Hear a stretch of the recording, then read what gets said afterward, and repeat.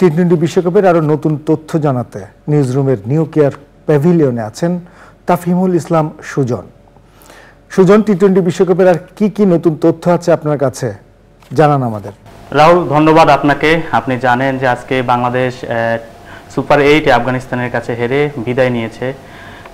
আজকের দিনটি কিন্তু একটি হতাশার দিন, একটি আক্ষেপের দিন। বাংলাদেশ যদি 12 ওভার 1 বলে জিতে যেত তাহলে কিন্তু বাংলাদেশ সেমিফাইনাল খেলতো। সেমিফাইনালে আজকে যদি বাংলাদেশ যেত তাহলে কিন্তু সাউথ আফ্রিকার সাথে এই ম্যাচটি পড়তো। গ্রুপ পর্বে কিন্তু সাউথ আফ্রিকার সাথে বাংলাদেশের দেখা হয়েছে, সেটিতে বাংলাদেশ কিন্তু ভাগ্যক্রমে 4 রানে হেরে গেছে। সেই 4 রানে হেরে যাওয়ার কিন্তু আম্পায়ারের একটি ভুল সিদ্ধান্ত ছিল। সাউথ আফ্রিকার সাথে সেমিফাইনালে দেখা হলে বাংলাদেশ ফাইনালেও যেত। এই যে আশার কথা বলছি যে বাংলাদেশ সেমিফাইনাল কিংবা ফাইনালের দিকে, মাঠের যে খেলা সেটি কিন্তু টাইগাররা করে দেখাতে পারেনি। প্রথম 8 ওভারের কথা যদি বলে রাখি, প্রথম 8 ওভারে বাংলাদেশ যেভাবে খেলছিল সেটি মনে হচ্ছিল না যে বাংলাদেশ সেমিফাইনালে যাবে না, কিন্তু মাঠের যে খেলাটি ছিল সেটি কিন্তু টাইগাররা করে দেখাতে পারেনি। এরপরে ম্যাচ পরবর্তী সংবাদ সম্মেলনে শান্ত এসে কিন্তু টাইগার ভক্তদের কাছে ক্ষমা চেয়ে নিয়েছেন যে তাদের যে আসল কাজটা ছিল সেই কাজটা কিন্তু তারা করে দেখাতে পারেননি।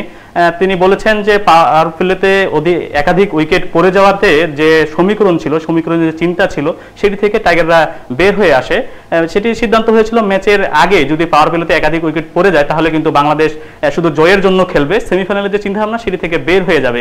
এতে টাইগার ভক্তরা সামাজিক যোগাযোগ মাধ্যমে এক প্রকার সমালোচনা করে বলছেন যে এটি যে টাইগার কাপ্তানের যে চিন্তা, যে কথাটা তিনি বলেছেন, এটি আসলেই কি টি-20-র বাংলাদেশ যে টি-20 খেলছে এই টি-20 কি আসলে এই চিন্তাভাবনা নিয়ে কি আদৌ টি-20 খেলা চায়? তিনি আরো বলেছেন যে এটি আগেই সিদ্ধান্ত নেওয়া হয়েছিল মাঠে নামার আগে, ব্যাটিংয়ে নামার আগে। সেটি বলা হচ্ছে যে টাইগার ভক্তরা বলছেন সামাজিক যোগাযোগ মাধ্যমে বাংলাদেশ মাঠে খেলছে কাগজের খেলায়। মাঠের যে খেলাটি সেটি কিন্তু টাইগাররা খেলতে পারছে না, সেটি খেলছে না, তারা কাগজের খেলাই কিন্তু খেলে যাচ্ছেন, এতে কিন্তু আসল ফলটা আসতেছে না। টাইগারদের সাবেক ক্যাপ্টেন মাশরাফি মুর্তজা বলেছেন যে 12 ওভার 1 বলে বাংলাদেশের যেটা উচিত ছিল, এটি একটি বাংলাদেশের সেমিফাইনালেও যাওয়া উচিত ছিল, কিন্তু সেটি করতে পারেনি। তিনি আরো বলেছেন যে এটি একটি শুধু একটা ম্যাচ ছিল না, এটি একটি খেলা ছিল না, 8-10টা ম্যাচের মতো ছিল না, এটি একটি ইতিহাস গড়ার মতো একটি ছিল। প্রথমবার বিশ্বকাপে যাওয়ার একটি সুযোগ ছিল, সেমিফাইনালে যাওয়ার একটি সুযোগ ছিল, সেটি কিন্তু বাংলাদেশ হাতছাড়া করে ফেলেছে। আরেকটি তথ্য আপনাকে জানিয়ে রাখি, সেটি হচ্ছে যে এবার বিশ্বকাপ থেকে কিন্তু 2 জন পাওয়ার হিটিং ব্যাটসম্যান আমরা হারিয়েছি। সেটি হচ্ছে হারিয়েছি বলে এইভাবে তারা এই বিশ্বকাপ থেকে টি-20 থেকে অবসর নিয়েছেন। একজন হচ্ছে টি-20-র ওপেনার, অস্ট্রেলিয়ার যে ওপেনিংয়ে নামেন ডেভিড ওয়ার্নার, সেটি কিন্তু এই ভারতের ম্যাচের থেকে তিনি অবসর নিয়েছেন।